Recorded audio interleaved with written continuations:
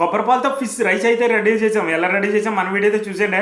Fish rice కోసం చేపనైతే శుభ్రం చేసుకుని ఇలా మధ్యలో కట్ చేసుకున్నా. తర్వాత చేపకి మసాలాల పట్టిత కోసం పసుపు, ఉప్పు, ఫిష్ మసాలా, నిమ్మకాయ పిండికి బాగా కలుపుకుందాం. తర్వాత బాగా కలుపుకున్న మసాలాని చేపకు బాగా పట్టించుకుందాం. తర్వాత చేప పైన కార్న్ ఫ్లోర్ వేసుకుందాం.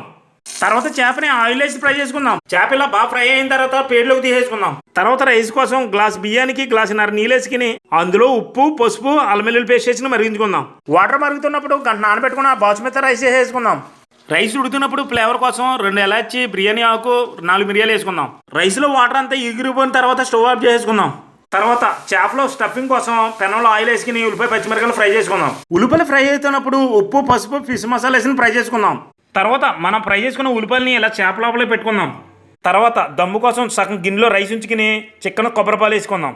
తర్వాత ఫ్రై చేసుకున్న చేప పెట్టేసుకుని పైనుంచి రైస్ వేసుకుందాం. తర్వాత ఫ్రై చేసిన ఉల్లిపాయలు పైన వేసుకుని కొంచెం కొబ్బరిపాలు వేసుకుని 10 నిమిషాలు దమ్ పెట్టుకుందాం. మన ఫిష్ రైస్ అయితే రెడీ అయిపోయింది కదా. ఎలా ఉందో తిని చెప్తా.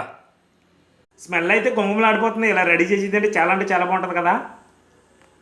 కొబ్బరిపాలు ఫ్లేవర్తో చాలా బాగుందన్నమాట. మీరు కూడా తప్పకుండా ట్రై చేయండి. మన వీడియోకి అయితే లైక్ చేయండి.